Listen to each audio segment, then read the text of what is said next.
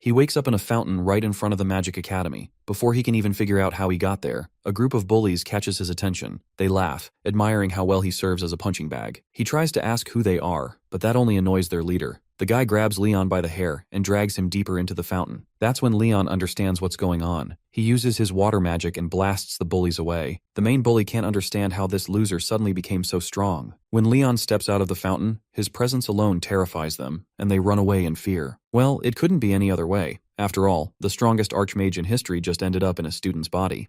Leon Klein was a hero of his era, the man who defeated the Demon King Belfar and brought peace to the Kingdom of Unknown Origin. Leon was celebrated by the entire realm for his heroics on that fateful day. Now you would think that the time for his retirement had arrived. Time for him to marry a beautiful woman like Princess Sarah and live a fulfilling life. However, fate had other plans. The king tasked him with one last mission, a final assignment that would mark the end of his journey as a hero. Reportedly, there was a cave harboring monsters, the last remnants of the Demon King's army. The king wanted him to investigate the cavern and return with positive results. After all, everyone who had entered that cave up until now had returned defeated. Naturally, the king had high hopes for the Demon Kingslayer to secure a victory. Leon knew what he had to do. He couldn't stand seeing the people he held dear under threat. He had to eradicate the last remnants of the Demon King for the sake of the children, the very orphans who looked up to him as a role model. So our boy picked up the gig without suspecting a thing, and a prince known as Shark was tasked with guiding him. The day of his departure finally arrived, and Prince Shark eventually led our hero into the corrupt cave. Once they were deep inside, Prince Shark revealed his true intentions by piercing the hero from the back. The weapon was laced with lethal poison, making Leon's death inevitable. You see, Prince Shark had always perceived Leon as a threat to his authority and absolute power. Not to mention, he thought Leon was stealing his girl, Queen Sarah. However, our boy made his intentions clear. He wasn't trying to score any chicks, nor did he care about political power. He was merely driven by the sheer love he harbored for the people around him, especially the orphan kids who looked up to him. As it turns out, this slimy scumbag had already claimed the lives of those kids, making sure no one remained alive to carry out Leon's will. This bastard was literally such a lowly piece of trash that calling him a devil would be an insult to the devil. He eventually kicked our boy down into the cavern's throat, leaving him there to die a slow death from the poison. However, our boy managed to survive the fall, finding himself in the Earth's maw. Not long after, an enigmatic skeleton creature popped out of nowhere, ready to attack him. Leon utilized his magic powers and obliterated the monster with a fireball. To his surprise, a system interface appeared and counted his kill. With one enemy down, he still had almost 1,000,000 to slaughter. Only then would he be able to finish the secret quest his fall had triggered. Another creature lunged at him, meeting the same fate, and his kill count rose by 1 again. Leon failed to understand his situation, but he continued to massacre monsters left and right, hoping he would find the exit one day. Years passed. The only thing that helped him brave that perilous trial was his burning desire for revenge against the bastard who betrayed him. By the time he reached 100,000 kills, he acquired Dark Attribute Magic, a type of power our boy had no prior knowledge of. He repeated this cycle in that grueling hell of swarming monsters for 10 straight years. Finally, upon hitting 1,000,000 kills, he fulfilled the quest's requirements, and an arcane door opened right before his eyes. Leon walked through the gate without thinking twice. His situation couldn't get any worse than it already was. Surprisingly enough, he found himself smack dab in the middle of a pond. When he gathered himself, he realized he was staring at an educational institute. The story hadn't even properly started before a few institute bullies showed up to pick on an easy target. They addressed our boy as Kurabane, a name that felt strangely unfamiliar to our young lad. Since he didn't even know who these punks were, our boy inquired about it naturally. Of course, the leader of the goons got pissed. He grabbed the hero by the head and dipped him into the water, trying to make sure he stopped acting dumb and recalled everything. On the other hand, Leon had no clue what the hell was going on. He used one of his magic spells, Armor Flood, and blew those suckers away like trash bags. The goons failed to understand how a wimp just pulled off such a Chad move. These guys made a wise decision and hightailed it out of there before they got their asses whooped any further. Just as our boy was trying to gather his thoughts, he heard a strange sound. An arcane voice was absolutely amazed by how our boy just blew those losers out of the water, even though his magic was currently suppressed. The uncanny voice led Leon somewhere private, finally materializing into a little girl. The girl immediately jumped to hug him out of the blue, leaving him confused with a lot of swirling questions he wanted this little doll to answer. She began by introducing herself as Luna, the goddess's messenger. Long story short, she was a guide for the dead. Leon had actually passed away the moment he was pushed into the cavern's throat. The world he was currently living in was an entirely different reality from the one he once knew. As for the body he possessed, it belonged to a boy named Kurabane, a native resident of this world. Leon took a moment to digest it all. eventually questioning the reason behind his transfer to this world. It seems our boy is going to get all his daunting questions answered because a massive gate materializes before them. By crossing it, he will find the truth. On the other side of the gate lies a barren land, and right in front of them stands a familiar monster known as Grandsaurus, a creature who once served the demon lord Belfar. Seeing this creature causes our boy to shudder a little. This isn't your average Joe. Back then, it literally took him 3 days to defeat this monster. However, Luna assures him that using his new magic powers will make defeating this creature a walk in the park. Speaking of which, Leon remembers the dark attribute magic he was granted while grinding his ass off to finish that secret quest. The beast lunges at its target with no mercy. Our boy doesn't hesitate before tapping into the darkness. His swirling dark magic helps him shatter the magic barrier the monster surrounds itself with, and then he conjures up deadly dark claws to nip that bastard by the neck. Just that one technique is enough to snuff out the mighty creature's life. Luna breaks into a happy dance seeing our boy one-shot that massive beast. Even Leon himself is boggled after witnessing the hidden potential he possesses. This only makes him even more curious about his situation, and he demands this lowly spill the beans without further ado. A while passes, and it looks like our boy has finally learned the ropes. Turns out, the Demon King Belfar will be paying a visit to this world too. The gate from earlier was formed due to the Demon King's influence on this realm.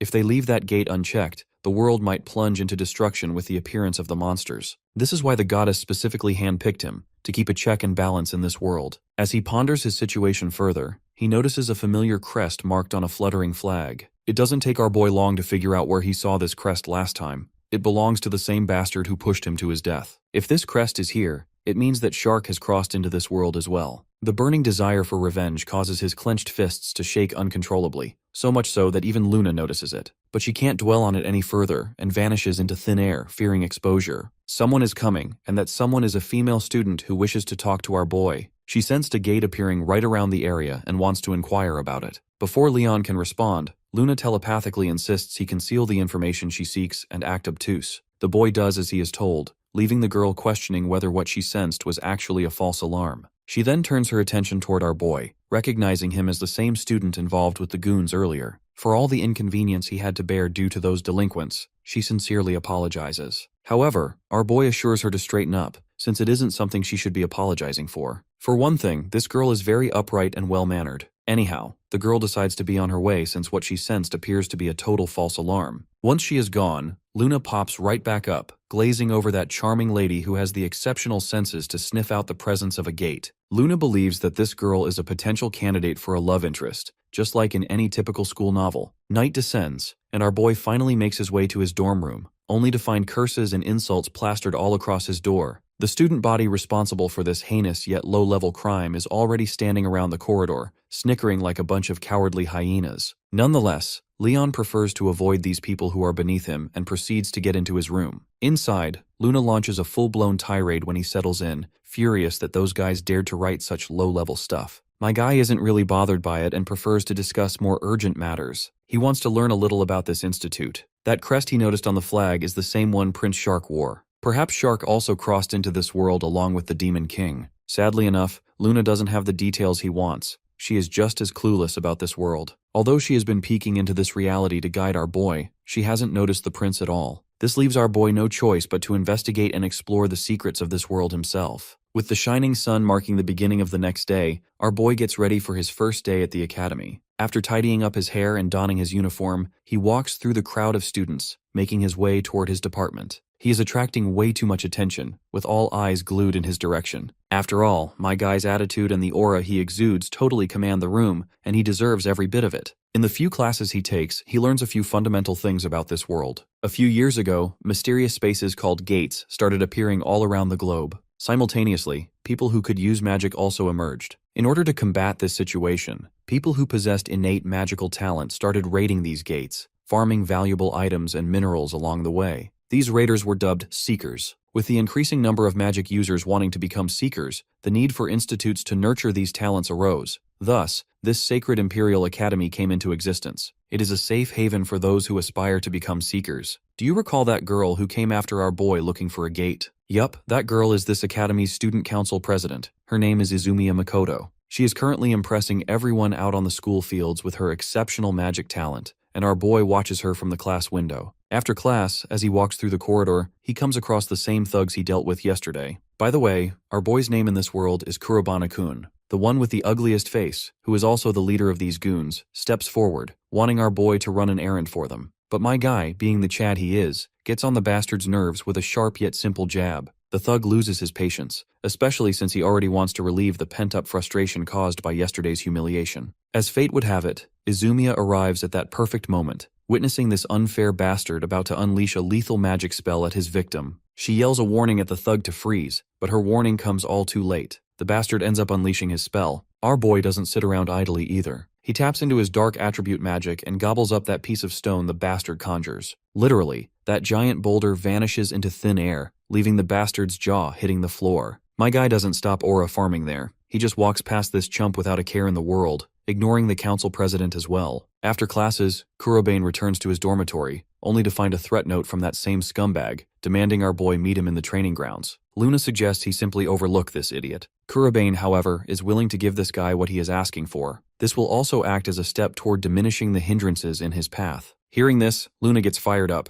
ready to deal with the menace. During the night, our boy finally meets those thugs in the training ground, just as they expected. The leader puts his goons on standby since he wants a one-on-one fair duel. He wants to teach the lesson he thinks our boy deserves. Similarly, Kurobane wants his opponent to never mess with him again if he wins the duel. As expected, the bastard cracks up in his signature anime laughter, thinking he is the one calling the shots. My guy, on the other hand, stays unhinged and challenges this clown to charge forward without wasting precious time. Kurobane's bravado gets on the bastard's nerves. Instead of the one-on-one duel he asked for, the bastard doesn't even bother to honor his own words and calls forth his goons to attack. The unsuspecting goons charge right into their demise without thinking twice. The scummy, slimy leader feels really proud of himself after lying about the fair fight. But my guy remains unbothered. For all he cares, even if 100 of these bastards came at him at once, it wouldn't be a problem. With a mere flick of his hand, he conjures up dark attribute magic, using a technique called Denial Mirror. This allows our boy to turn their attacks back against them. That single spell is enough to knock these bastards out of the competition. The gang leader is left with his jaw suspended in the air. He knows he has royally screwed up by pissing off our boy, and my guy isn't thinking of forgiving the bastards who dare to launch a sneak attack behind his back.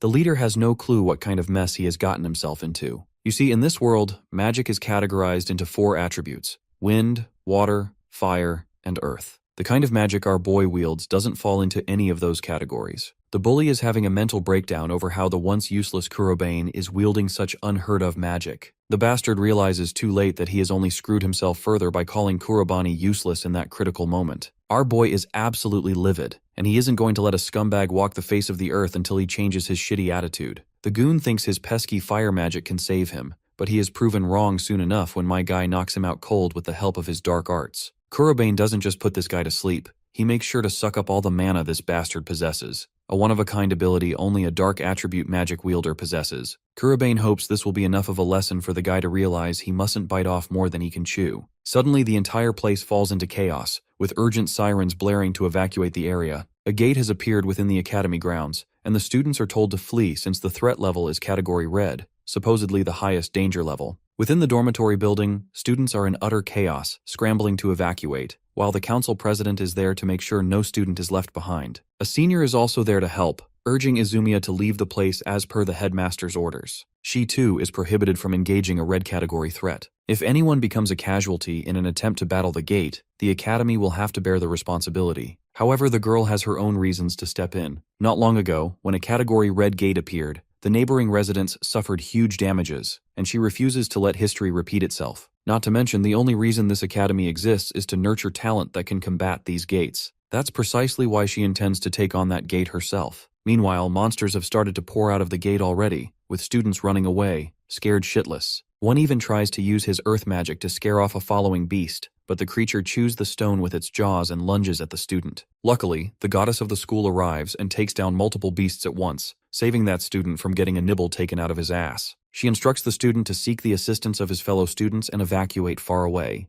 The girl is worried that if this gate isn't stopped immediately, the beasts could make their way into the city, causing unnecessary destruction and panic. With no choice, she is ready to challenge the gate boss herself. Meanwhile, our boy and his lolly, Luna, are watching the goddess take on the challenge and enter the gate. Before proceeding, the boy wants to know how they can close the gate. Luna's response is fairly predictable. All they have to do is defeat the monster that controls the gate, which you can also call the boss. With that in mind, they decide to head right into it without wasting any breath. However, Luna is hesitant about the idea, The dark magic our boy possesses might pack a punch, but not without consuming copious amounts of mana. But my guy isn't willing to sit back and watch the city succumb to destruction. He has to act and neutralize the threat with the best of his abilities. Luna feels proud of the kind of person our boy is. Without hesitating further, they make their move, heading straight for the boss monster. Meanwhile, inside the gate, the student council president has already taken down a bunch of low-level mob beasts. That alone is enough to exhaust her strength and mana. She is learning the hard way that a red gate category isn't something she should have messed with. Things only get worse for her when a massive serpent-like dragon appears right behind her, ready to devour her. But luckily, Kurobane manages to make it there on time. He punishes the bastard with his dark attribute for attempting to harm the goddess of the campus. As the monster falls, her eyes linger through the haze, locking onto her savior. Izumiya is starstruck watching her academy mate arrive and decimate the creature in one blow. She thanks him for his help,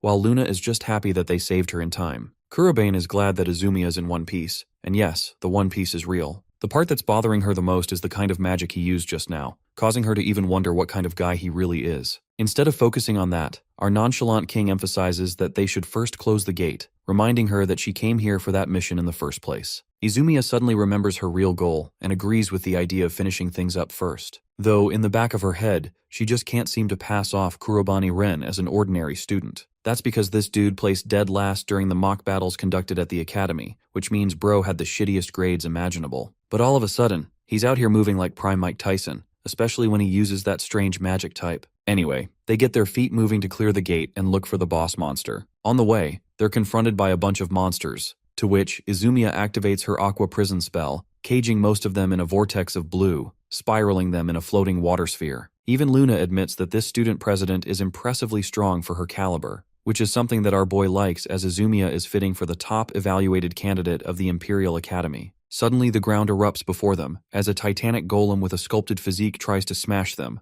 Our boy dodges the golem's smashing attempt. Retaliating with dark attribute magic, Kurobane casts Blind Edge this time, a powerful beam strike that obliterates the golem in a single blast. Izumiya is left astonished watching the monster crumble away to pieces, realizing that this man is out here moving like a legend. It's not even the fact that he's deploying a unique kind of magic, but rather how effectively he's using each spell alongside perfect casting speed. It's almost as if she was watching an experienced mage, someone who had spent decades on the battlefield before this mediocre fight. Anyway, the duo goes up to confront the boss lair. Kurobane tells the student president to get ready, as both of them step into the room of the gate master. This red noodle is a sick-ass dragon with an amazing design. The beast is formally called a lava dragon, and it's no ordinary threat. Izumiya dubs it an extremely powerful monster documented in their books, and even our boy tells her to be careful, because the creature will rampage with both its fire and tail attacks at long range. The rampage is about to begin when the beast prepares a fire blast using its magic, before erupting a hyper beam like the Pokemon Rayquaza from that one scene in his fight against Deoxys. The tail follows soon after, as Izumiya is caught off guard and barely manages to avoid being crushed under its weight. It's all thanks to Kurobane's warnings that she managed to prepare for the dodge. Retaliating properly, the student president unleashes a huge icicle lance, only for this dragon to shatter it without even enduring a single scratch. This comes as a sheer shock to her system, because Icicle Lance is literally supposed to be ultra-effective against fire attribute creatures,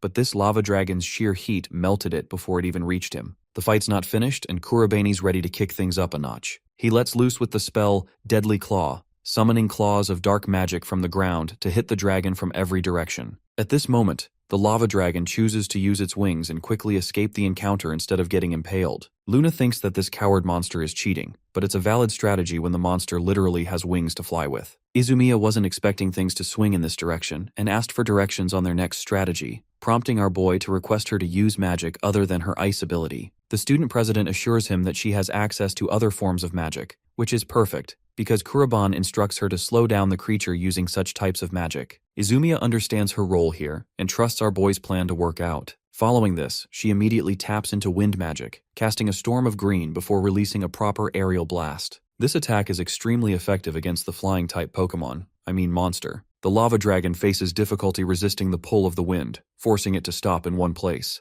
Luna signals our boy to act with the only opportunity he's got, so Kurobane taps into his special dark magic once more. Void butterflies encircle him as he sends them towards the boss monster, using an ability called the Abyss Ruler. The butterflies surround the creature, until Kurobane goes snap with his fingers, acting like he's Hero X from the anime. The same butterflies are actually detonation traps. Think of them as mini remote grenades, and all of them light up to explode at the same time. This chain reaction is so damn devastating that it annihilates the beast with full-blown impact. Kurobane aura-farms watching the creature get Hiroshimaed in the face. By the end of it all, the lava dragon rots on the ground, wings tattered, skin burned, and defeated. Luna congratulates her master for her commendable achievement of beating the gate ruler. Even Izumiya is stunned, and though she's got a crap ton of questions lined up for him paparazzi style, for now she's just happy to celebrate the conclusion of the epic battle they took part in. Kurobane thinks the same, and the two end up closing the red gate, making it back safely. The creatures outside had already been taken out by the student president, which means there wasn't any real harm caused. Suddenly, the student president is called out by someone who is supremely infuriated by her disobedience. This is the headmaster of the Sacred Imperial Academy, Shido Atsushi,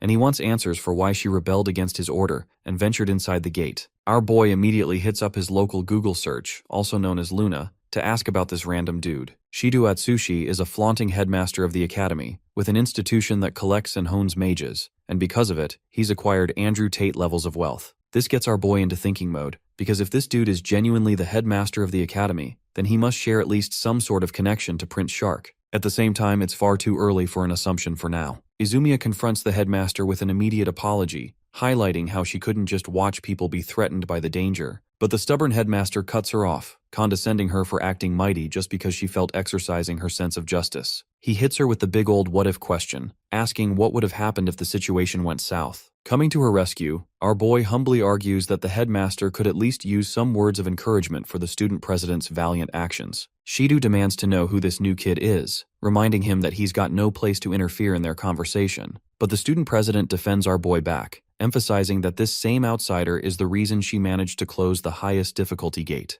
This sparks great interest in Shido's eyes, before he erupts in laughter, humiliating the kid the second he remembers how Kuroban Ren is the lowest-ranked buffoon of his academy. Refusing to believe the ridiculousness of the situation, he turns around to leave, only for Izumiya to plead for his attention. This time, Shido mouths that the shittiest student at the academy couldn't have managed to close the highest difficulty category gate, so he just treats the whole thing like a ridiculous bluff created by his students. Saying those words, he races off in his escort, leaving our boy in a state of contemplation. Kurobane now understands that even if Shark isn't associated with this guy, he needs to investigate the headmaster's identity deeper. Back at the dorms, this man finally breathes an air of relaxation coming home. Luna is already ranting about the headmaster's prideful behavior, but it's just another giveaway of how crappy the life Kurobane Ren must have led at this school. The messenger of the goddess is actually impressed with Izumiya in comparison, and suddenly catches our boy reading up on something. Kurobane is actually checking notes from Kurobane's diary for any context clues he could find about the headmaster. It's an invasion of privacy, but it's something that has to be done.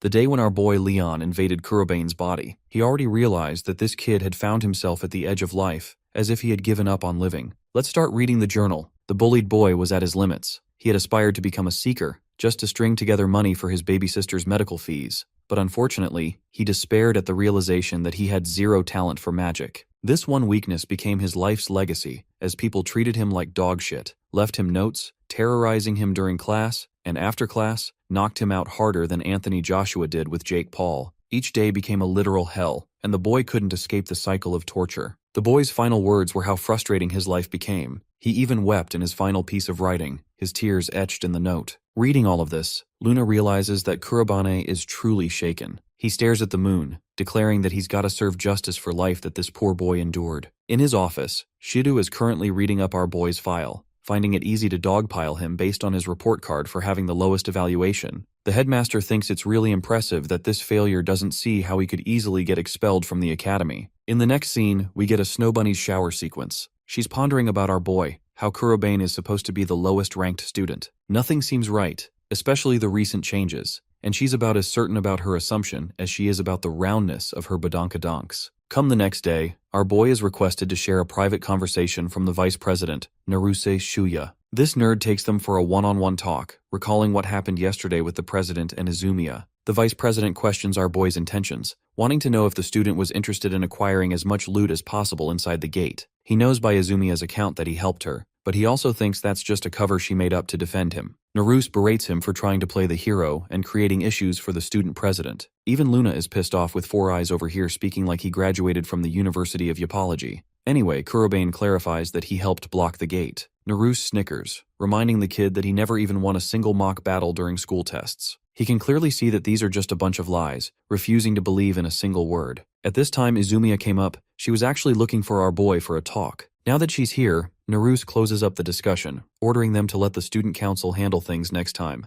As for Izumiya, he instructs her to come meet him the same afternoon for a discussion. Watching him leave, Izumiya inquires if Four Eyes said mean things to our boy again. But Kurobane is chill with it, not giving a single flying fuck about this guy and simply asking why she came looking for him. Turns out, the headmaster of the academy wants to speak with him now. Kurobane goes straight into Shido's office where he's trying to pose without even glancing at them. Right away, the headmaster orders Kurobane to drop out of the academy as per his order. This is a frantic and sudden command, causing Izumiya to jump in shock and ask for a reason. Shido proclaims that it's simple. The boy has the lowest magic scores and hasn't won a single battle ever since his arrival. This means he's got no talent, and the mages with no talent aren't meant to be here at the academy, so this is an easy way out for him. Picking up the report card, our boy calmly suggests that all he has to do is prove his strength. He knows that there are mock battles piled up for the incoming month, and places the condition that he'll win every single one of them in exchange for the headmaster's cooperation. It's an insulting offer to Shido, who finds it ridiculous. But then, he reads up the schedule and finds Naruse's fight against Kurobane happening because of this. This pairing would basically be an immediate death sentence because Naruse is the second top talent behind Izumiya. The headmaster agrees to this offer, much to our boy's satisfaction. Kurobane is so happy to wipe the smug arrogance off this man's face. Back at the dorms that same night, our boy is busy reviewing the schedule with Luna. As he was leaving the admin office, the student president stopped him, begging him to take back his words. His position was never in jeopardy to begin with, because the academy never expels anyone for having a poor grade.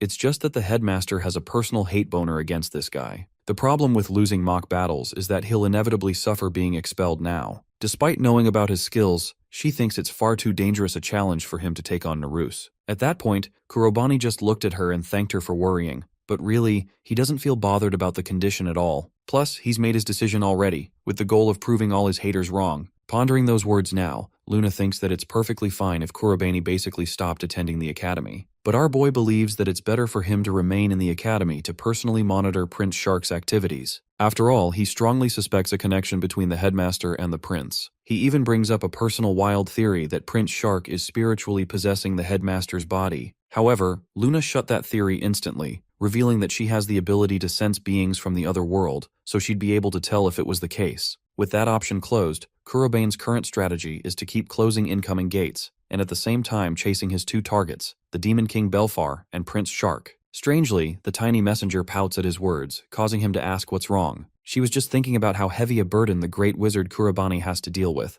even if it's an order from the goddess. Despite the burden, Kurobane actually feels grateful for this opportunity. He'd already died in that void dimension, so this is the perfect chance for him to get back at Shark, the one who caused his demise, and even Belfar, the Demon King who threatens the safety of this world. In the end, he's happy with the orders of the goddess, so Kurobane assures the little messenger that she doesn't have to feel any sadness at all. His reassuring words light up her face, making her feel genuinely happy that a man as amazing as him was chosen for the duty. With their conversation concluded, Kurobane wants to get some rest for the mock battles ahead. The little girl shouts in excitement, declaring an amazing sweep from him to show everyone who's boss. Deep down, she's also desperately hoping that all of Kurobane's wishes become true. The next day arrives, and we find the contestants at the battlegrounds. Bro's first opponent is another clown who's just happy to take on the worst student in the academy. The audience from the stands are all rooting for the other guy, feeling sorry for Kurobane. But our boy ignores all that chatter, as the fight between two mages commences. Kurobane's opponent starts off with a daring wind strike, tossing a beam of green to defeat his opponent. The moment that attack connects, our boy disappears, as if he evaporated upon impact. This makes this clown think that he's so powerful, his opponent couldn't even withstand one blow. But then Kurobane gives this guy a reality check by popping up right behind him like a ghost. Having prepared an earth spell, Kurobane clobbers stones against his opponent's body using a rock blast.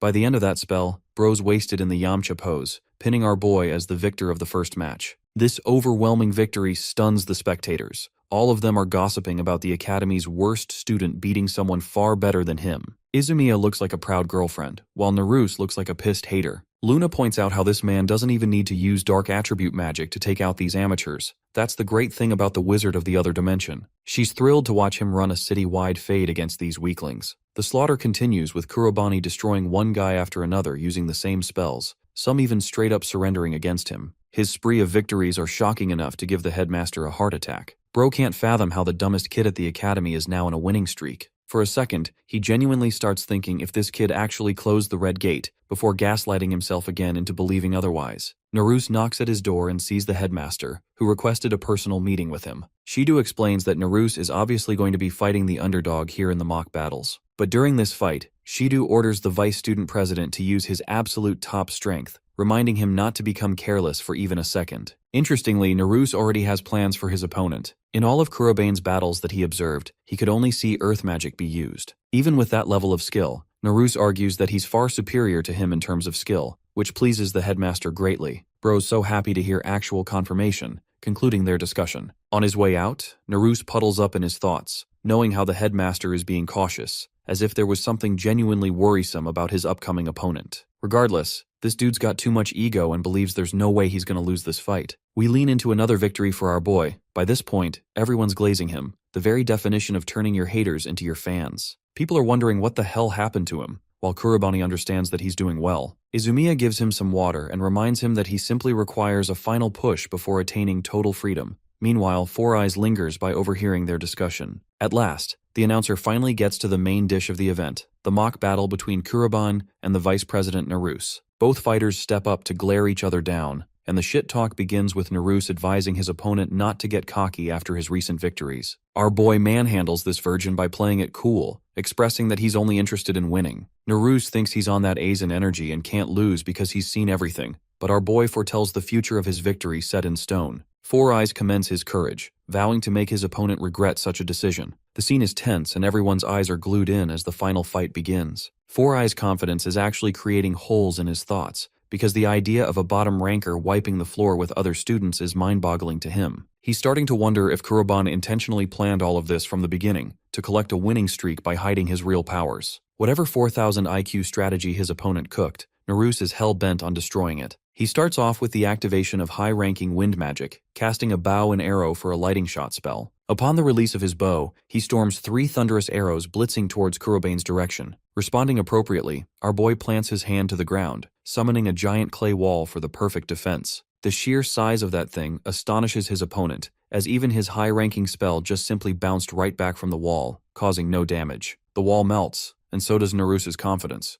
who can't even fathom how he couldn't land that hit even when he cast it earlier. The audience is in shambles, now stunned that Kurobane is capable of countering the vice president. The embarrassed Naruse tries to regain his composure, reminding himself that his opponent can't use anything aside from earth magic. With that in mind, he throws up his hand for an activation of earth magic of his own. Naruse casts giant stones levitating just over his opponent, before raining them down in a meteor shower, or in this case, a rock shower. Kurobane watches, prepping himself to counteract with wind magic. He locks it in, annihilating the rocky storm with aerial blast. This counterattack is another perfect response to Naruse's attempt, and a huge shock to him. Four Eyes is terrified to realize our boy can even use wind magic, while the audience is ecstatic, cheering for the underdog's performance against the vice president. Some of them start to question how this kid has access to multiple attributes, and the reason is simple. Izumiya internalizes that multiple attribute casting wizards are rare, because it takes a long while for someone to even hone one kind of magic attribute. Even if they successfully do that, proficiency with one is usually less than the other, but Kurobane is a goddamn machine.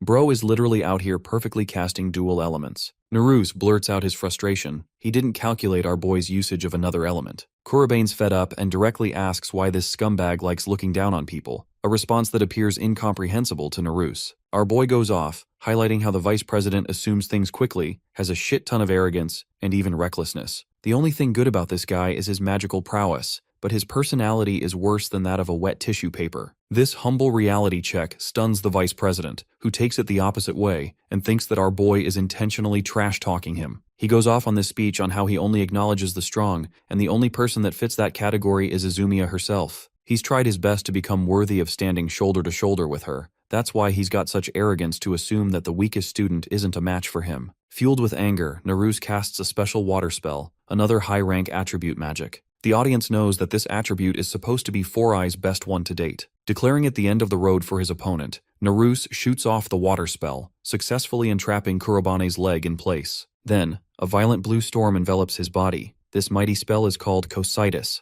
Naruse's final trump card. It's so powerful that not even wind magic is enough to tackle it. Earth magic is the same. The vice president assumes his victory, especially as he watches Kurobane sealed in ice, as if he was Aang from Avatar. The difference is, the Fire Nation attacked from within his body, baffling Four Eyes once again. The icicle cage starts cracking, and so do all chances of Narusa's victory for this fight. The ice is crushed with the searing flames of Kurobane, a revelation of a third attribute from the weakest student. But that's not all. Kurobane goes on to make a point that he can cast more types. For example, he gathers enough ice to form a gigantic boulder. Then, he crushes it with his might, scattering the fragments all across the arena. Those fragments strike the ground all around Narus, a wide-ranged attack that deals him minimal damage as most of the fragments graze past him. By the end of that ice storm, the vice president is on his knees like a good boy, having no defense against it. Kurobane towers over his victim, before leaving the clown with a single piece of advice for his future goals. He tells Narus that the only way for him to achieve his goals of acquiring strength is if he looked further ahead instead of looking behind. But even if he did that, he wouldn't be able to reach beyond his limits. Basically, my man pulled the politest curb stomp trash talk ever. In the end, Narus asks the same question as everyone else. Just who is this man? He tries to bolt towards Kurobane, who doesn't even bother to look at him as he collapses down. Fight's over. Kurobane Ren is officially dubbed as the victor. That same night, we get a juicy reaction from the headmaster, who's royally pissed off, unable to conceive how the weakest student ended up wielding 4 attributes out of his ass. Izumiya's words flash in his memory, and yet he denies the truth even after convincing evidence. Taking matters into his own hands, he curses our boy, literally beefing with a child by the way, and hits up a number to forcefully expel him. It's nighttime, and while Luna is out here snoozing, our boy is chalking up his thoughts after the fight he won. Thanks to this, he managed to get the headmaster to revoke his expulsion, which begs the question, how should he strategize from here on out? He's got a bunch of notes already scribbled down, his main 2 threats and the academy's connection with it all. Though he wants to personally ask the headmaster about some things, it turns out the guy's gone on a personal business trip. This means his top priority at the moment are the problematic gates. If he can only block them, then he can safely connect the dots behind the ones connected to Demon King Belfar. The great mage wonders who his first target will be as the scene transitions to the following morning in his classroom. A certain figure enters class, stealing our boy's attention immediately. The teacher writes his name on the board, declaring himself the newly assigned teacher of the class.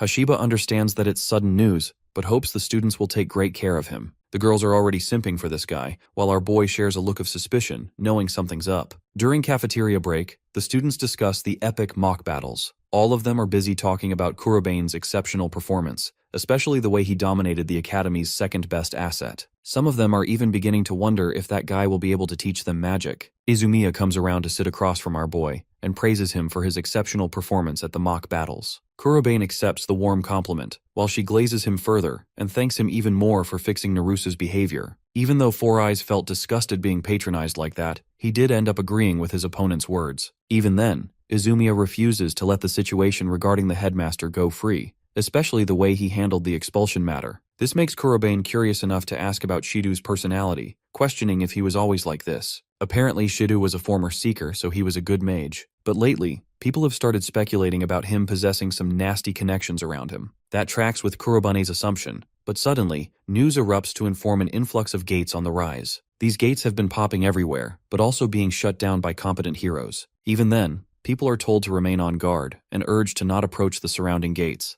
especially if they're ordinary citizens without magic. This reminds Kurobane of Luna's words. She told him that any gate that was left unattended for too long would end up unleashing monsters that would ravage the whole world. Of course, not on this man's watch, as he was going to ensure that a dark future never came to be. The great mage shares his personal request for Izumiya, and whatever he talks about is left unexplained as the scene cuts to the dead of the night. Kurobane intends to patrol this region to check if a gate would appear nearby today, while Luna shares how he's been clearing all the gates that popped the moment they appeared. She finds it really cool that he's the secret superhero wiping out gates without anyone noticing. In the midst of their conversation, a green gate carves open. It's a category green level. Kurobane confidently strides his way inside, interested in scoping out the surrounding environment. It's just a bunch of trees, though it's very hard to see because of the fog, and Luna urges him to be careful with every step. A little while later, this man leaves corpses of monsters behind every step and enters the deepest part of the forest. Strangely, Luna points out that there's nothing around, but then, Kurobane senses a presence just behind her. The little marshmallow is grabbed by a creature and pulled away from her master. The moment she looks back is when she sees a demonic sleep paralysis demon ready to devour her in one piece.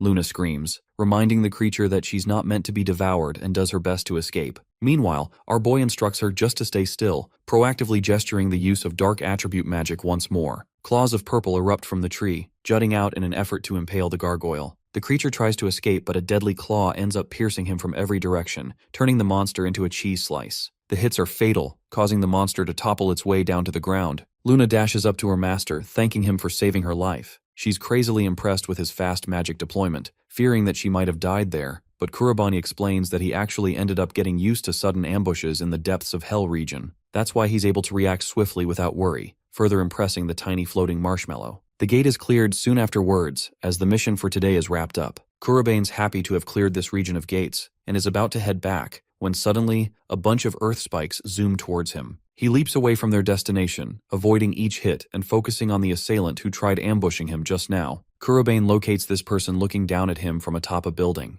This guy is pretty damn impressed, and it's pretty obvious that this dude is actually Hashiba, his newest teacher, who just so happens to be part-time John Wick. Of course, our boy has absolutely no idea who this guy actually is, just that he's an imminent threat to be dealt with. Right away, Kurobani instructs Luna to hide, as they're facing a competent opponent here. She dashes off, while our boy demands to know about his identity and his intentions of attacking him. The assailant remains uninterested in answering any of those questions, and simply responds with a blazing fire spell instead. The attack is dodged by Kurobani immediately afterwards, earning Hashiba's praise. But he's not quite done as he swipes more violent flame strikes at him coming from every direction. Now our boy is surrounded, and he's got nowhere to run. Hashiba's confident in this one being a hit, but he forgot to consider one crucial factor. The ultimate wizard commands open darkness magic, using a spell called the Grim Eater, which carves an open space, swallowing up all of the flames into a different dimension. Kurobane effortlessly got rid of the attack, stunning the assassin, who had never seen this kind of magic used before in his life. Refusing to let him get away, Kurobane commands the use of Deadly Claw as his second spell of dark attribute magic. Spikes erupt near him and demolish the very building he was standing on, but luckily Hashiba managed to escape without receiving fatal injuries. He's inflicted with a sharp gash on his arm, reflecting on how his opponent has access to a strange kind of magic. But instead of focusing on that, his current objective is to prioritize running away, because the predator has quickly become the prey. In a flash of smoke, the assassin successfully exits the scene, much to Kurobane's disappointment. The little marshmallow pops out of her safe space and learns about the situation. In the next scene, both of them arrive back at the dorms, discussing the identity of the attacker. Our boy has no clue for now, but he was able to safely memorize the movements of the assassin. Kurobane's gut feeling is screaming at him that the assassin is somehow related to the academy, and he vows to catch this guy for good next time, even intending to chalk up every last bit of information he could possibly find on him. The following day, we're brought back into the classroom. Here, Kurobane closes in and observes the instructor scribble down on the board. Shortly after class, Hashiba finds the student, expressing great interest in the student after learning about his ability to close the red gate all alone. Of course, Kurobane ridicules the headmaster for not believing in his accomplishment to this day. Playing the part of a trustee, Hashiba assures him that he trusts the boy's words, and that he was able to confirm it during his mock battles. Ominously, he bids the student good luck for his future performance. The two of them part, but this teacher's got that devious light Yagami manipulator smile, as if he got what he needed here. In the following sequence, Hashiba quietly notes down Kurobani's attempt at another gate. He's vengeful for what happened during their fight last time, and intends to make the boy suffer. It's only because he let his guard down the other day, but now, he won't be slipping up a second time, especially with a new device he's got on him. To this man's utter shock, Kurobane speedruns the gate as if it never even happened. He cleared it in the same moment Hashiba was contemplating his thoughts, and somehow bro thinks he's still gonna win. Using the device, he signals his men to move in. The rest of the assassins pop out of the shadows to jump one kid acting like he's the 20-finger version of Sukuna or something. All of them combine their spells to dish out an explosive finish, amounting to a great destruction. Watching the scene from the perfect spot, Hashiba laughs, calling the mission disappointing and turning around, convinced that he killed the kid. Right as he's signaling them to check the dead body, his own subordinates scream at him through the transmission. They're out there cowering in fear, terrifying Hashiba as to what could have happened. He refuses to believe that the boy outlasted the giant explosion like that. Even a cold-blooded assassin is losing his cool and tries to compose himself, reassuring that the kid doesn't know where he's hiding at least. And then our boy pops up like rent is due from behind, baffling the assassin another time. The good thing about Kurobane is that he's got a tiny partner who can easily search for him. That same partner is the purple orb hovering around to scan the area. It's Luna. Doesn't matter though, Kurobane's got this dude cornered and releases a ripple wave of wind. This causes Hashiba's mask to drop, exposing his identity out in the open. The assassin doesn't even know when the boy managed to figure it out. Remember when Kurobane was carefully eyeing down the way he wrote on the board? It's because he figured out Hashiba was using a different arm for writing just after the fight, thanks to the wound that was inflicted on him. Then he inquired further using Izumiya,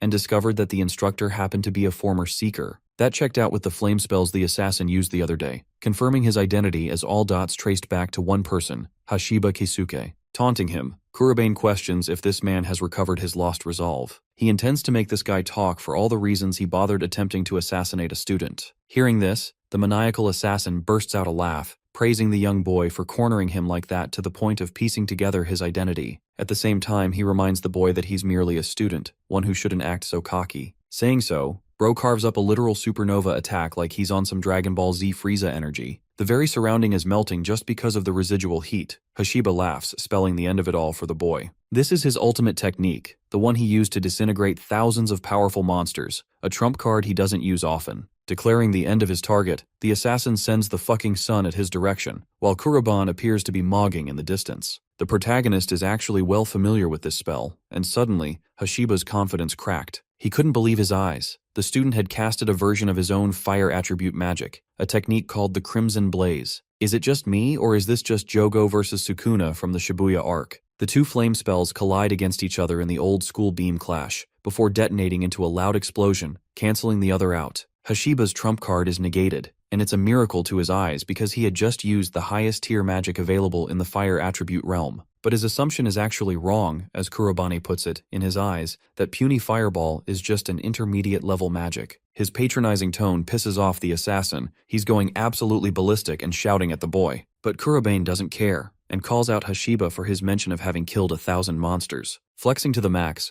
Bro humbles this guy by revealing that he's killed over 100,000 monsters, so this is like rookie numbers to his big leagues. Grabbing him by the throat, Kurobane engulfs Hashiba's body with the essence of dark magic. The assassin can feel its magnetic pull around him, as if it was draining his energy. Suddenly, he loses control of his body, completely immobilizing him to the ground. Luna watches, feeling thrilled for her master to have accomplished his goal at last. But our boy's not done yet. He's got a couple of things to take care of. Grabbing Hashiba by the jaw, Kurobane demands to know about the identity of the man who sent the assassin. He already knows it was Shido, and the instructor's lack of response is a good answer. The assassin panics, frantically revealing that he was just following instructions and doing his job to eliminate people getting close to gates. This confirms to Kurobane that Shido's target isn't just him, but anyone who gets in the way of handling the gates, which 100% confirms that the headmaster is on the side of the Demon King all along. The elephant in the room is why he would also foster students as talented young mages if he was really siding with the Demon King. So this theory isn't fully accurate either. But one thing is for certain, the headmaster is playing some kind of critical role here. Kurobane turns attention to his victim, who is cowering in fear,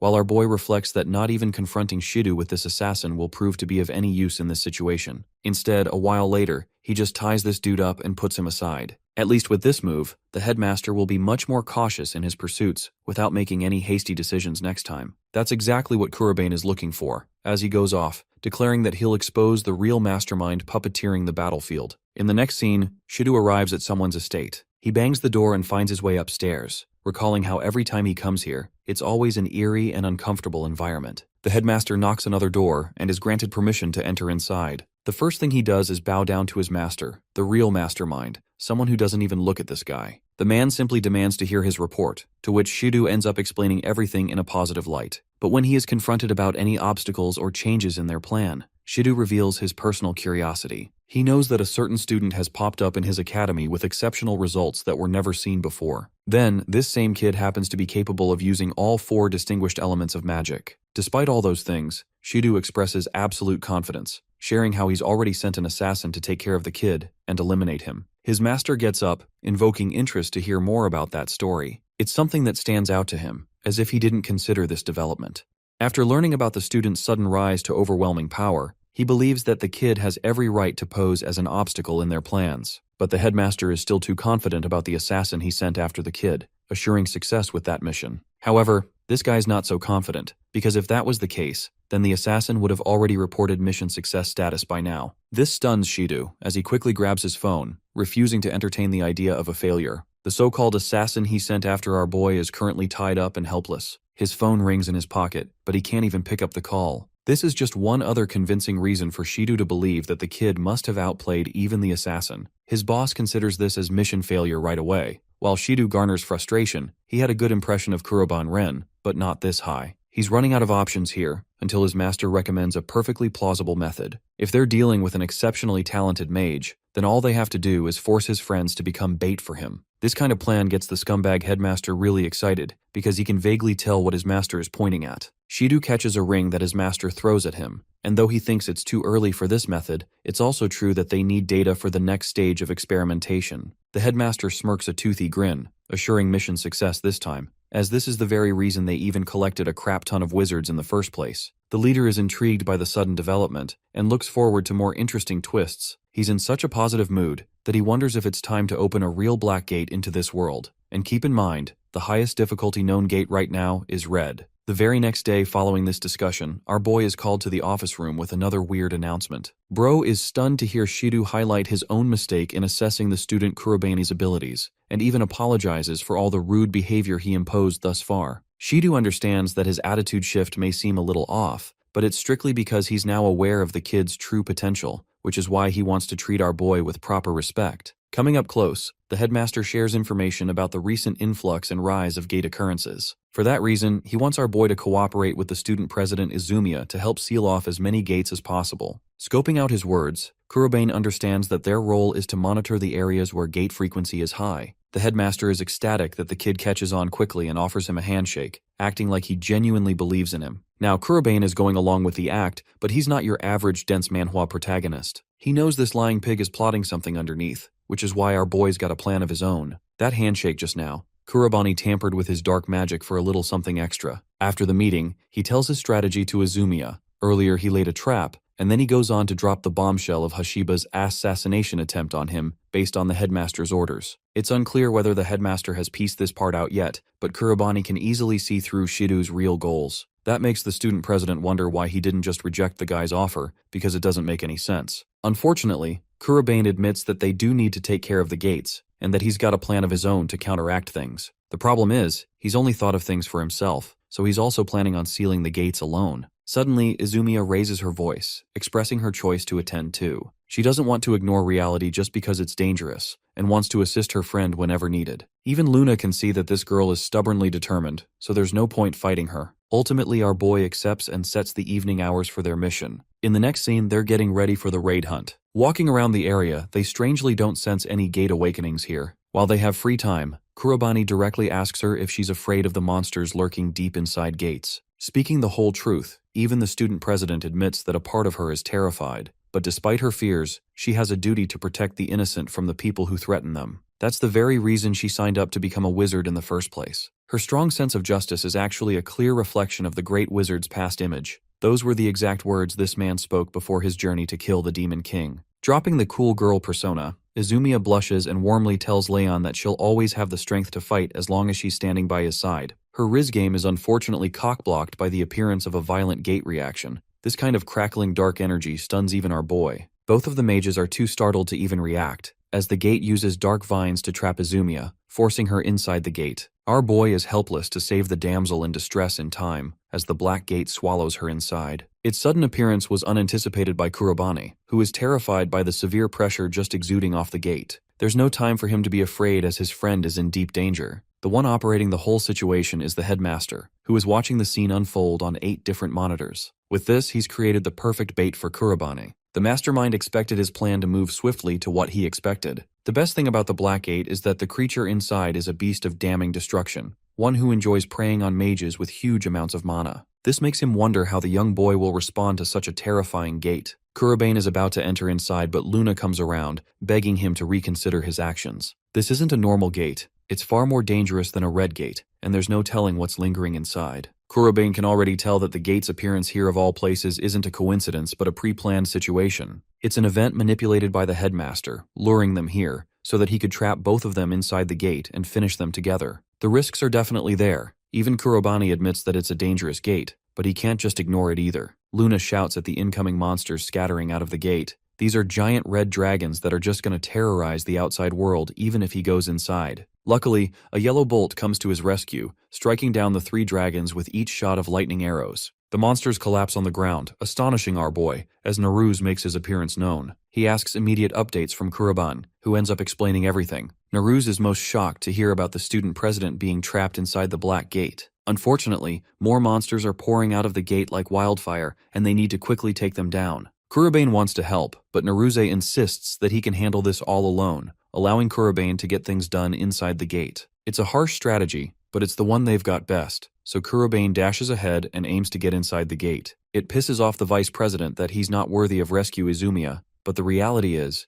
even he understands that Kurobane is the only person who can save her. He leaves his hopes up to him, and stares down at the monsters, declaring himself as their opponent while he shoots down lightning arrows at the dragons. Finally, let's go inside the Black Gate to explore the environment. The easiest way to describe it is a ruined landscape, completely devoid of normal life. Here, Kurobane assigns his familiar a very important mission. Remember the lava dragon they faced in the Red Gate? Yeah, that boss monster is literally a mob monster at this gate. Still, Kurobane's not worried, as he throws open the doors of dark magic, manifesting the epic Calamity Scythe. The lava dragon attempts to slash him, but Kurobane is way faster and slaughters the beast's arm clean off its body. Then he goes on to cut off its limbs and head. Dealing with all of these dragons is going to take him a lot of time, and our boy doesn't want that. Instead, he emphasizes that they will all come to fear him and forcibly make way for him. Watching the events unfolding outside the gate, the headmaster is just happy that Kurobane stupidly went inside instead of running away. He calls the boy an idiot for running right towards his own death. Speaking of the so-called idiotic boy, Kurobane has already cleared the first path and now approaches a narrow crack, the deepest part of this dungeon. By the way, facing off against a horde of lava dragons fatigued him quite a bit, but Kurobane's playing it chill. He's already faced a similar level of extreme difficulty enduring the depths of Hell Floor, so it's just a normal occurrence to him. Again, his reassurance helps Luna's confidence in him, because now their only mission is to save Izumiya and be done with this place. Speaking of her, she's currently cooped up with a whole bunch of tentacles around her body, making me wonder about the author's taste while writing this story. The boss monster is actually a one-eyed eldritch monstrosity, and it's holding Izumiya hostage, despite her relentless struggle to break free. Strangely, she finds her energy being zapped from her body, which only paints the picture of the kind of horror this monster would unleash if it escaped to the outside world. Thousands would die, while Izumiya is left wondering if her dear friend made it out safely. At the same time, she knows it's not the time to chicken out with his tail between his legs. Knowing that he won't give up, she musters some confidence to cast a fire spell. Izumiya's heroic act spectacularly fails because she's unable to cast magic at all, enlightening her that this monster is draining her mana out of her body. The monster opens its gigantic vacuum of a mouth, filled with endless spirals of teeth that are about to become Izumiya's demise.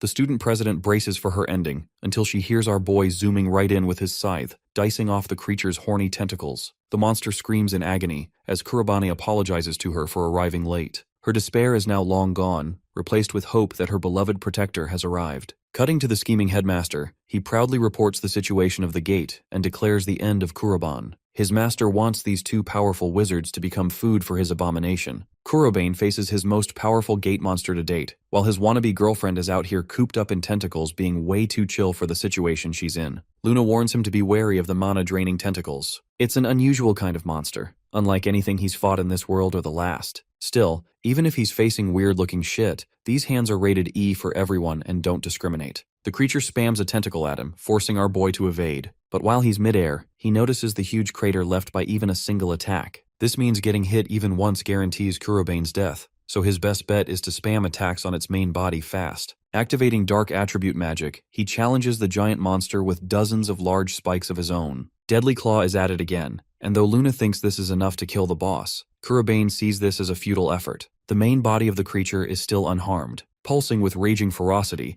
the monster screams and digs its tentacles deep into the ground. This is a strange occurrence. Not even Kurobane can predict the upcoming attack, not until Luna informs her master about the tentacle popping up from behind. Thanks to her warning, he evades, even getting grazed from the impact. Luckily, it wasn't an actual hit, or else he would be cooked by now. Still, despite his hacks of dark magic, Kurobane is finding it a pain to deal with this unique kind of monster and can't figure out its attack patterns. The creature plunges out another tentacle to flank him from behind, forcing Kurobane to use his scythe and slash it off. More and more tentacles erupt from the side, spamming him from every direction, but he's out here cutting them like sushi. The messenger of the goddess is saddened. She's only seen this man fight non-stop ever since he stepped foot inside the Black Gate, which means his mana must be at his very limit. From the way Izumiya is currently getting the Diddy treatment, she can't survive much longer. The issue with Kurobane directly confronting the creature's main body is that he's also at risk of being swarmed by the tentacles, which would spell his doom. Deciding to go fuck it we ball, this man tosses away his scythe, glaring at the monster with fierce determination. He launches with insane speed to draw closer to the creature's main body.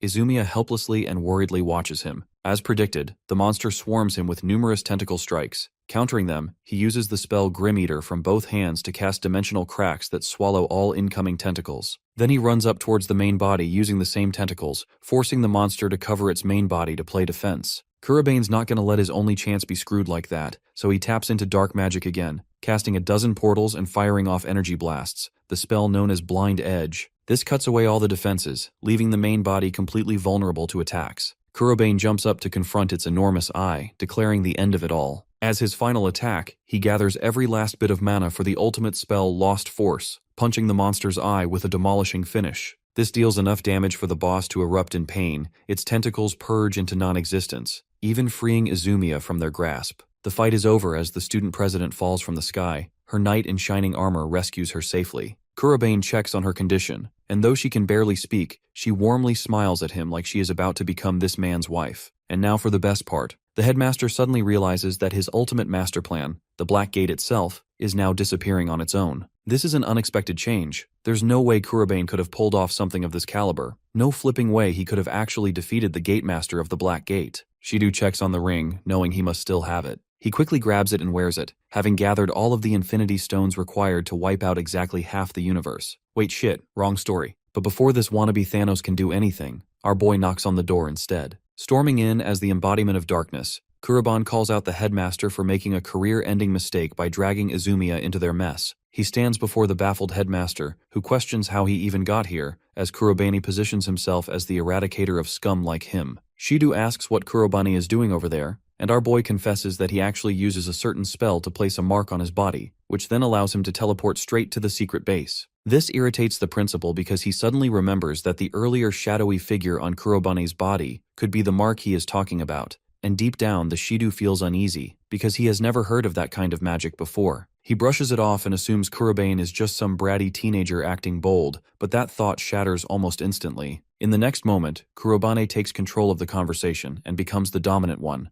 asking the principal directly if he is the one who summoned the gate. He also tells him that lying is pointless, because he can already see all the equipment hidden behind him, and that the only smart choice left is to tell the truth. Kurobane then accuses him of creating a training center for young wizards, and asks why he would do that if his motives were always dark and twisted. The principal pauses for a moment, then with a sinister look on his face, he finally confesses that his goal was to create food. Kurobane is confused at first as the Shido explains that he wants to fill the bellies of the monsters beyond the gate, and that all those victims, all those poor students, are cultivated for that purpose alone. That is why he admits without hesitation that he is the one who opened the gate. He takes advantage of the chaos and gains both power and authority by kneeling before the monsters. Kurobane listens to everything, but he cannot forget that in his master's cruel plan, the man even tries to sacrifice innocent Izumiya. He sees the Shido as absolute scum who crawl across the earth, and what angers him more is that the man feels no regret at all. He is smug and proud of what he has done. Shido then summons his fire element and says that he does not care what kind of insult Kurobane throws at him,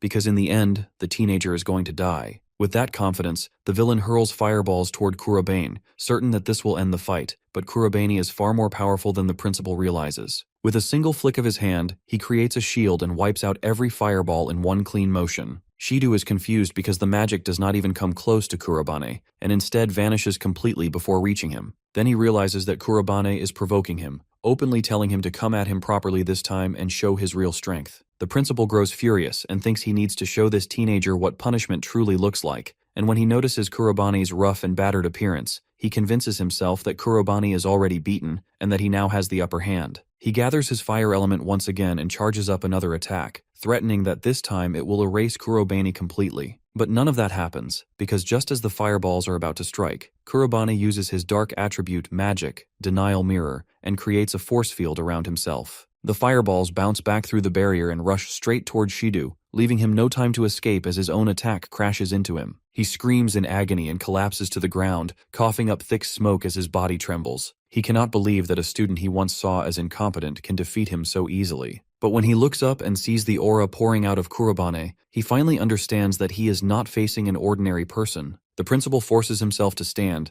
and realizes he has no choice left but to summon a gate right there if he wants any chance of winning. He slams his palm down to activate the magic, but before he can finish, something pierces straight through his hand, and he screams in pain. Kurobane walks toward him and calmly says that he knows the truth, that by wearing all those rings the principal can materialize a gate. Shido stumbles backward and desperately begs for forgiveness. But before the words fully leave his filthy mouth, Kurobane punches him hard and smashes his jaw, sending him crashing to the ground. Kurobane lifts him up and tells him that he is going to make sure he spits out the truth. He demands to know who he works for and where they are right now, but before he can ask anything more, a black shadow suddenly pours out of the principal's mouth. He goes silent and drops lifelessly to the floor. Kurobane realizes that he has lost his chance to extract answers, but elsewhere, inside a vast and lonely room, a blond man calmly reflects on how he has lost one of his pawns. He knows Kurobane may have won this small battle, but as Prince Shark rises and looks up at the moon, he understands that the war is right at the edge and far from over.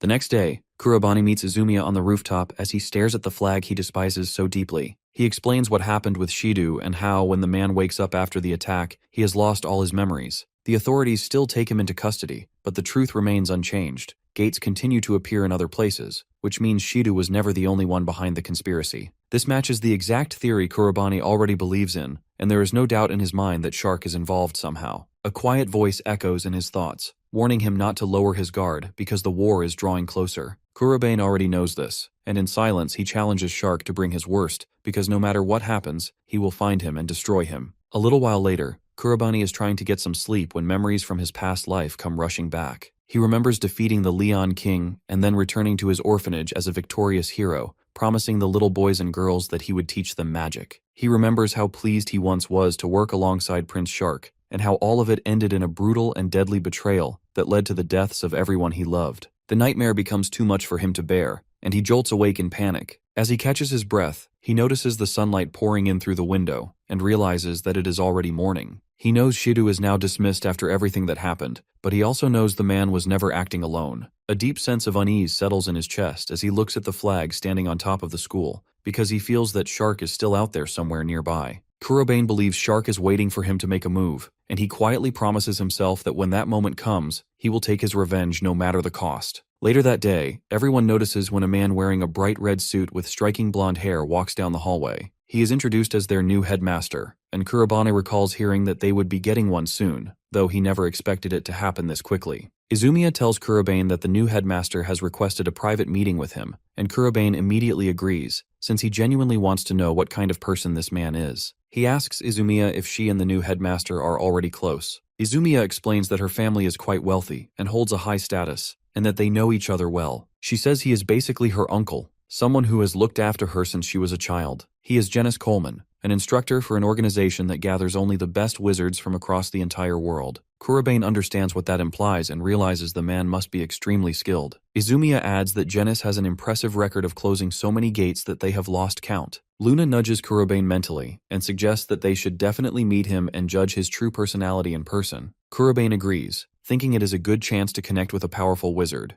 and he decides not to judge Genis based on rumors. He wants to make up his mind only after meeting him face to face. Kurobane and Izumiya head together to the principal's office, where Genis greets them both with genuine warmth. He already knows exactly who Kurobane is, and seeing Genis's bright smile makes Kurobane feel as if the room is filled with sunshine and ease. Still, Kurobane feels a little nervous because of the man's overwhelming enthusiasm, and even Luna seems caught off guard by it. Kurobane quietly asks Izumiya if Genis is always this energetic, and she sighs and admits that he is, though she adds that his optimism tends to rub off on people. Genis explains that he comes from Saber, an organization and institution that unites wizards from all over the world. He says that Saber is not just about training, they are also responsible for managing the gates that appear across the globe. In simple terms, they protect humanity from the disasters that spill out of those gates. After graduating, students can join the Wizards Association, but entering Saber requires becoming elite among the elite. From this, Kurobane understands that Genis is not just skilled, but a top-tier wizard with a high position even within Saber. As Genis continues talking, his tone grows a little boastful, which makes both Kurobane and Izumiya feel slightly embarrassed. Sensing the moment, Izumiya gently steers the conversation back on track and asks Genis what he wanted to discuss so urgently with Kurobane. Genis grows more serious and explains that Kurobane already knows the world is under constant threat from gates reopening. He admits that Saber is stretched thin and lacks enough manpower, which is why they have not been able to station someone permanently in this region. Until now, that strategy worked because no major incidents occurred here, and whenever gates did appear, they usually closed on their own. However, the situation has changed in the last few days with the emergence of the Black Gate. Genis says that even Saber cannot afford to ignore it anymore, which is why he has been sent here. According to Saber's higher authorities, the danger level of the Black Gate surpasses even red category threats. If the monsters trapped inside were to break free, hundreds or even thousands of innocent lives could be lost in an instant. Genis explains that this is exactly why they need to stay alert and watch closely for the appearance of any new gates. However, Saber does not have enough people to cover everything, and that is where Kurobane comes in. To deal with the growing chaos, Genis asks for help from both Kurobane and Izumiya. He believes they have the skills needed to confront the Black Gate. Both Kurobane and Izumiya are clearly shocked to hear someone of Genis's rank speak about them with such confidence. Genis then reveals that he has received reports showing that they were also involved in closing a gate before. Further investigation proves that even top members of Saber struggled to handle the Black Gate. Because of their experience, he wants them to stay on guard and use their exceptional abilities. He places special emphasis on Kurobane's overwhelming power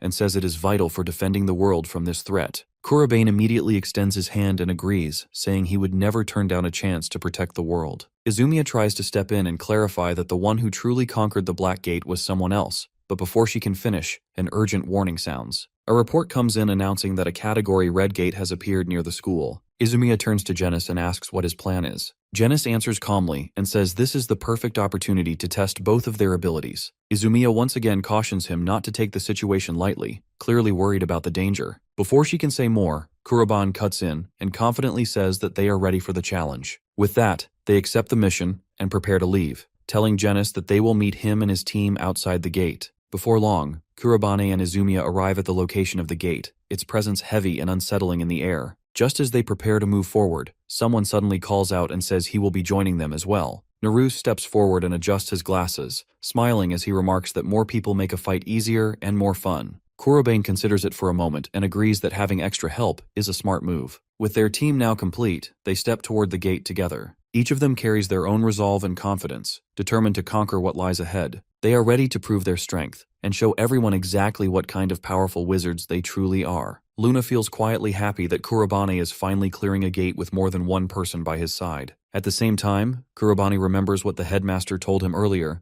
that he wanted to see their strength as they conquer this gate together. It reminds him of his old world, where he learned that trust in a group is what truly makes people want to fight alongside him. That same trust is something he now clearly sees in both Izumiya and Naruse. Because of that, he understands once again why teamwork matters so much. With their resolve aligned, all three of them charge straight into the gate. They rush toward the center and soon spot several different kinds of monsters already searching for them. Kurobane tells everyone to do their best and stay focused. Izumiya immediately steps forward and declares that she will make the first move by taking down the wolf-type monster. She summons her icicle lance and fires sharp ice spears straight at it, piercing its body. However, one wolf breaks through her attack and lunges toward her. At the very last second, Kurobane reacts and uses his dark attribute magic to slash the creature cleanly in half. While dealing with that threat, Kurobane does not notice the stone golem slowly closing in behind him. The moment he realizes it, he shouts for Naruse to use his magic. Right on cue, Naruse releases a lightning shot aimed directly at the golem's eyes, damaging it enough to stop its attack and protect Kurobane. Luna then urgently pulls Kurobane's attention toward a swarm of bats rushing toward him from above. Kurobane calmly tells him not to worry. Once again, he unleashes his dark attribute magic, Raging Blast, and creates a powerful echo wave that sends the bats flying back before they crash to the ground,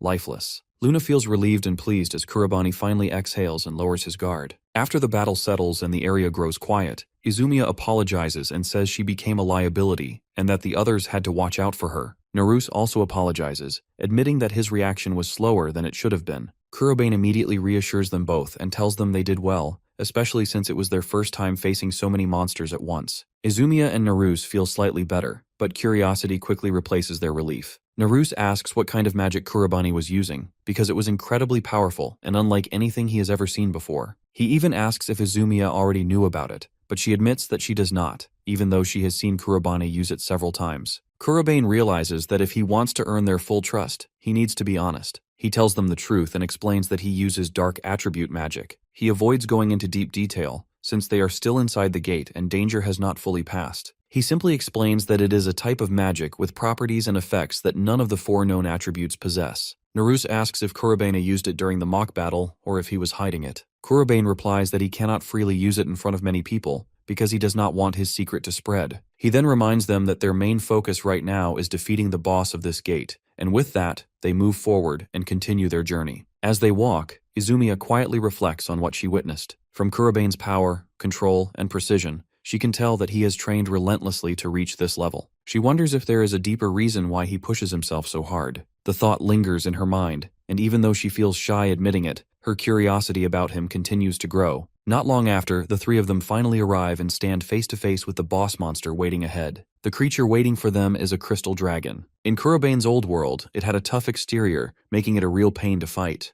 Kurobane marches forward confidently, telling Izumiya and Naruse that he will handle the front and that they need to cover his back. He instructs them to aim for its legs from behind. Both of his teammates immediately understand his plan, and they watch as Kurobane dashes straight toward the ice dragon without hesitation. Working together seamlessly, Izumiya and Naruse use their magic to freeze the dragon's feet to the ground, holding it in place. Kurobane leaps into the air using his dark attribute magic and strikes the dragon with precision, delivering a powerful slash that cuts the dragon cleanly in half. Naruse and Izumiya stare in disbelief as the dragon shatters like hardened crystal, a spectacle of power they have never witnessed before. The display of Kurobane's dark attribute magic leaves them completely amazed. Soon the trio emerges outside the gate, where the principal is already waiting, surprised to see them return so quickly. The team has exceeded all his expectations, and his happiness is clear. Kurobane notices that the principal had also dealt with monsters lurking outside, and the principal laughs, saying that it was fairly easy to handle. He then looks at Naruse, noting that he has joined their team, and Kurobane confirms that they have defeated the boss and successfully closed the gate. The principal admits that they were so powerful that he almost forgot they were students for a moment. Kurobane then steps forward with a proposal, explaining that as dealing with gates becomes even more important in the future, the three of them have decided to form a clan. Since they are still students, he asks for the principal's permission to officially establish the clan and gain the rights to close gates. The headmaster has never received a request like this before, and he looks at Kurobane curiously as he explains. Saber is currently short on personnel, he says, and he believes that with their combined power, the three of them can work together effectively. Genis considers the idea for a moment. He knows there is no precedent for students forming a clan to close gates, but seeing the three of them, he feels they might just have enough strength to pull it off. After a few moments of thought, he finally agrees to allow them to form their clan. He also assures them that they do not have to worry about attending their regular classes,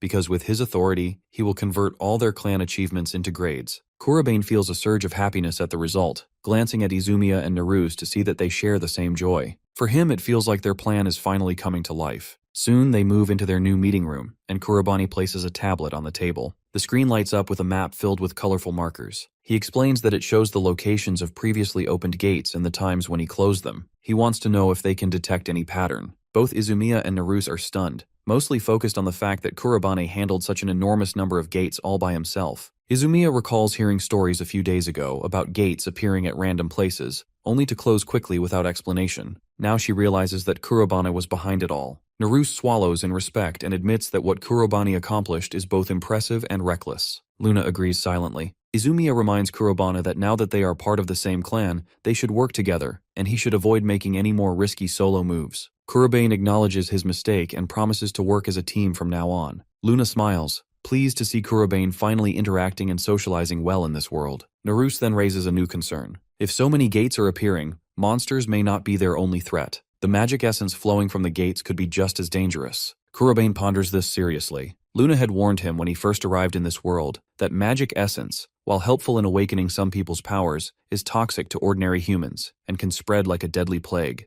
Izumiya points out that if large amounts of magic essence overflow, the casualties could be massive. Kurobane agrees and decides that they must conduct patrols to prevent such disasters. Their goal now is to stop problems at the source. That night, they gear up and begin patrolling. Izumiya notices Saber soldiers are also present, and Kurobane realizes the situation is serious if even elite members are on the ground level. Suddenly, Kurobane stops, spotting a newly opened gate, leaving his teammates momentarily confused. A Saber soldier receives a notification and confirms that a new gate has appeared 5 kilometers southwest. Without hesitation, everyone rushes toward the incident. They arrive to find the city in chaos. A red gate has appeared in the middle of the road, and people are running for their lives. A woman sprints with her child who trips and falls. Before the child can get up, a wolf lunges at them. The child is defenseless, but at the last second, Kurobane leaps in and kills the wolf with his deadly claw, saving the girl. The mother is grateful, but Kurobane focuses only on checking that both she and her child are safe. He notices Saber soldiers in the area and quickly decides to leave the outside threats to them, while he and his team enter the gate. As he issues orders, he does not notice the girl he just saved watching him with admiration, seeing him as a role model. Soon, Kurobane notices some chatter among the soldiers and walks up to them, introducing himself and his team as students from the Sacred Imperial Academy. The headmaster has given them permission to form a clan and enter the gate. The soldier recognizes them from the rumors, and also knows that the headmaster gave a heads up that they would appear. Kurobane notices the tension and asks if something has happened. The soldier explains that a clearing team went inside the gate but has now lost contact. They do not know if the team is safe. The communicator is not working, but it is not broken, which can only mean that something inside the gate has disrupted the signal. Naruse asks if they are going to rescue them, but the soldier replies that they are busy dealing with the monsters outside and protecting the city. Their top priority is evacuating the citizens, and they hope their comrades inside are fighting with the same resolve. They cannot do anything more at the moment. Kurobane and his team realize that rescuing them is now their mission too. He decides they will leave the outside to the soldiers and head inside the gate themselves. The soldier warns them that it is extremely dangerous, but just then the headmaster appears, saying they have nothing to worry about. He explains that they are talented youths and excellent wizards, armed not only with power but also with resolve and a sense of duty. Soon, all three of them step inside the gate. Izumiya notices the thick fog making it hard to see, but it does not matter. They are here for one reason: to eliminate the monsters and protect everyone else. Kurobane announces that this is their first time conquering a gate as a clan, and they are going to give it everything they have. As all three of them run through the foggy gate, they notice the dead monsters scattered across the path. They realize that these must be the ones defeated by the previous team, which reassures them that they are heading in the right direction. Naruse reflects on the fact that this is a situation even Saber's elite could not handle easily. They lack experience, and he hopes everyone is still safe. Kurobane reminds them that the boss monster is probably even more powerful, but they cannot let that shake their confidence. Their priority now is to rescue everyone who has gone missing. Izumiya is determined, believing that with Kurobane's dark attribute magic, they should have no problems. She is confident that as soon as Kurobane is there, everyone can be saved. Then she corrects herself, realizing that if Kurobane were to fight alone, there would be no need for a clan. She decides she will not act under him, but as his teammate. Naruse shares the same determination, promising himself that he will not be a liability for Kurobane or Izumiya and that he will show his strength. Meanwhile, Saber soldiers are struggling against a massive slime monster. They attack with fireballs, but every time, the slime forms a protective barrier around itself. The soldiers are injured and frustrated. One wounded boy lying on the ground begs his comrades to leave him and retreat to safety. The soldier beside him shouts for him not to be foolish, but the distraction allows the slime to strike. The soldiers scramble to raise their defense walls, but they are too late. The slime attacks them one by one, knocking them to the ground. The injured soldier blames himself for being a liability. He braces for death as the slime turns toward him. At the last moment, a purple fireball erupts from above, and he scrambles to his feet, looking up at Kurobane. He asks who he is, but Kurobane does not answer, only confirming silently that they must be Saber's soldiers. The soldier notices their uniforms and hesitantly asks if they are actually students. Again, Kurobane remains silent. Izumiya spots the slime's weakness in its core and urges Naruse to attack with her. She charges forward, not realizing that the fallen slime has begun to move. Kurobane tries to warn her, but it is too late. The slime lands on her head, pinning her to the ground. Naruse rushes to help her, but he too becomes stuck. The slime prepares to strike both of them, but Kurobane intervenes at the last second. He unleashes his dark attribute magic, firing a massive evil burst that destroys the slime's attack and protects his teammates. The slime evaporates into the air as everyone watches, stunned by Kurobane's power and his determination to defend his friends. Rising into the air once more, he focuses his magic and annihilates the monster completely, splitting it in two. The soldiers watch in awe, and once the fight is over, they rejoice in their victory, witnessing firsthand the wrath and power of Kurobane and his unwavering resolve to protect his clan. After they exit the gate, the soldiers personally thank the students for everything they have done. Kurobane humbly replies that they were just doing their duty. The headmaster laughs and says that this is exactly what he had expected.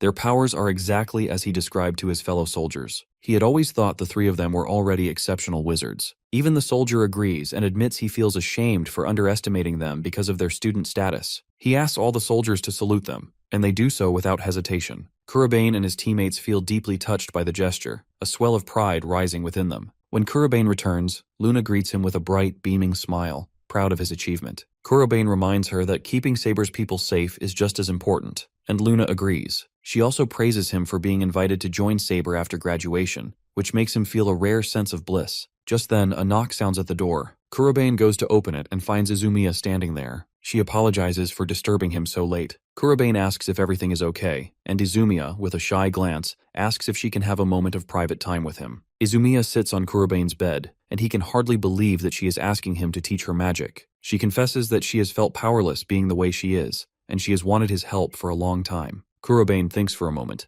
remembering how she must have felt after the battle earlier, when the slime monster had caught her so easily. What happened was unavoidable, but she does not need comfort. She is not that kind of girl. What she needs is to know how to improve. Kurobane agrees and tells her that he can teach her to fight. Izumiya beams with happiness, and Kurobane thinks to himself that she is exactly the same, always straightforward and simple. They move to the rooftop, and Kurobane says they should start immediately. Just then, someone interrupts them. Naruse cannot believe that they were once again planning to train separately. He asks if he can join, and Izumiya shyly asks if he really wants to be taught by Kurobane too. Naruse insists he does and complains that it is unfair that Izumiya got a head start earlier. The two of them start bickering, and Kurobane notices that Naruse is just as eager to learn as Izumiya. Luna comments that Naruse wears his heart on his sleeve, observing their dynamic. Naruse clears his throat and reminds them that, as a clan, they need to work together and cannot fall behind Kurobane. Kurobane agrees and says they will do this as a team, but he believes they already have a solid grasp of their magic. They know the basics and even advanced techniques,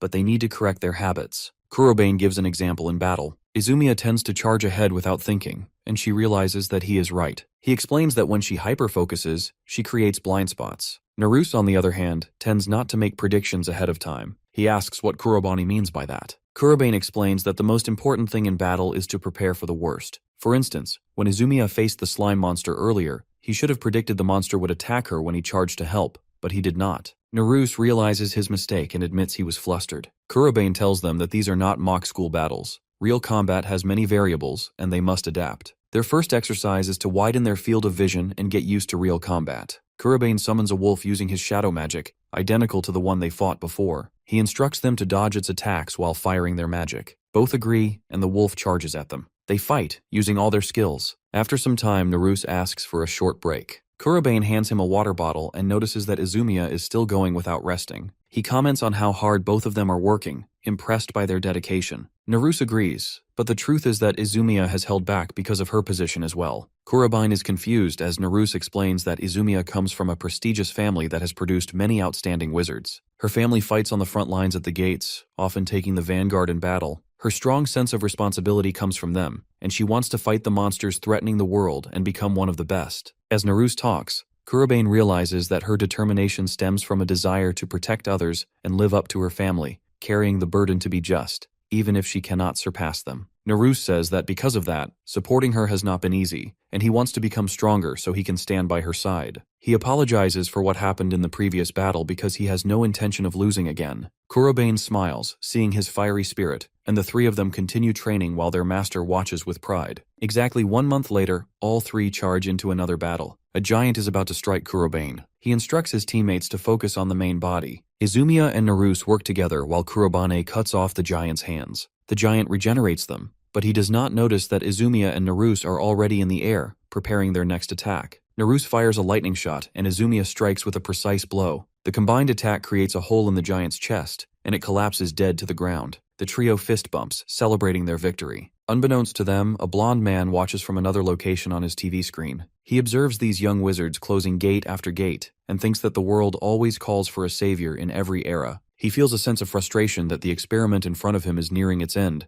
but he eagerly anticipates meeting Kurobane one-on-one. At the school, everyone is buzzing about the newspaper featuring the students who are conquering gates. They talk about how the president and vice president have formed a clan, and rumors say that even Saber's evaluation of them is high, showing they are recognized by this elite group of magicians. A red-haired boy discusses it and realizes how impressive it is that Kurobane is part of the team. The brunette reminds him that Kurobane had defeated him in the mock battle, and the boy gets a little nervous and embarrassed, thinking back to when he had no idea how strong Kurobane really was. The brunette then adds that both the president and vice president are being trained by Kurobane, and the boy starts gossiping about how Kurobane has become a prodigy in the school. Everyone turns to notice the clan walking into the cafeteria. Izumiya sees all the eyes on them and comments on how much attention they are attracting. Naruse is happy about it, knowing it shows how far their achievements have spread. Two girls approach them, and one thanks Kurobane directly. He is confused at first, but the girl explains that her family lives near the area where the gate appeared, and they owe their safety to Kurobane. She wanted to thank him in person. Seeing her gratitude reminds Kurobani of his old world, where people were just as thankful for his help. He had saved countless villages, empires, and children, and even now, that same warm feeling fills his heart, making him smile. The two gossiping boys notice this and realize Kurobani is now a hero, someone even the lowest-ranked students in the school respect. Nearby, the bully who used to torment Kurobane listens and feels unhappy. Later, they reach their destination, and Naruse is happy that they have arrived safely. Izumiya teases him, suggesting he might be jealous that Kurobane is getting so much attention. Kurobane shifts the conversation back to a serious note, asking Izumiya if the headmaster has actually called for them. Izumiya admits she does not know what he wants to talk about, but says they should still go, adding that even Luna is unaware. When they arrive at the headmaster's office, he greets them warmly, congratulating them on their accomplishments. He expresses pride in both Izumiya and Naruse, noting how much they have grown. They both show gratitude, and Izumiya asks what he wants to discuss. The headmaster opens his car keys and tells them they will be visiting Saber's branch. In the car, he explains that the vice branch chief wants to meet them. Kurobane asks if Naruse has met him before. Naruse says he has. The chief, Nihama Reiji, is a promising young wizard compared to Saber's elite. He was the first student council president of the school, and already skilled in mock battles. After joining Saber, he closed a huge number of gates. Izumiya is confused about why someone like him would summon them. The headmaster says it is something they need to look forward to. Kurobane senses there is a reason and is curious. They arrive at Saber's 7th branch. The headmaster leads them to a room where Reiji waits, sitting on a sofa. He greets them, not warmly, but as if he already knows who they are. Reiji has been excited and curious to meet them in person. He mentions he heard about their clan and how they have closed and sealed gates. Feeling compelled, he decided to meet them. Reiji goes straight to Kurobane and asks if he is happy to meet someone like him. Luna notes that Reiji seems arrogant, and Kurobane agrees. Reiji raises his hand for a handshake and Kurobane accepts. Kurobane notices a wolf charging behind Reiji's face, but no one else seems to see it, and he himself does not understand what it was. Izumiya notices Reiji's slightly flustered expression and asks what is wrong. Reiji admits that Kurobane actually noticed something no one else did. He tells Kurobane to calm down, explaining that he had just released some of his killing intent to test him. He was planning to just greet them and let them have a day off, but now he has changed his mind. He announces that they are going to duel and that he is going to face Kurobane in a fight. At the branch indoor training ground, Kurobane and Reiji face each other. Reiji comments that it feels dull without much of an audience, but it will have to do for now. That way, Kurobane can use more of his powers without anyone watching. Kurobane realizes Reiji is right, but he is determined. Earlier, in their office, Kurobane had asked if Reiji was really serious about a mock battle with the vice branch chief. Reiji revealed that he is a battle maniac and just wants to fight. From what he observed, Kurobane has a lot of potential, and he even noticed the killing intent Kurobane had unleashed earlier. Reiji feels Kurobane has the skill to match him. Now, they stand at the training ground, ready to face off. Saber gathers only the elite wizards, and Reiji stands among the very top. He is curious about Kurobane's abilities, but more importantly, he needs to understand the strange feeling of intimidation he sensed earlier. The headmaster feels nervous because Reiji is always intense, but he sees the silver lining. He wants to gauge Kurobane's skills and see what he can manage in an actual fight. He believes in Kurobane, but he also knows the vice branch chief is a real pro, so it will be difficult. Izumiya, however, has no doubt. If anyone challenges Kurobane, she knows they are going to lose. Reiji lights a fireball, saying he will start with a test. He throws it at Kurobane, who notices it is vinegar fire attribute magic. It should be easier to intercept, but Reiji is not making it simple. The fireball splits as it travels, landing on the ground and exploding. Kurobane dodges easily by flying into the air. Reiji is confused because he did not realize Kurobane had used a counterattack. Kurobane intentionally created a barrier of ice to deflect the fire and used the explosion as a smokescreen.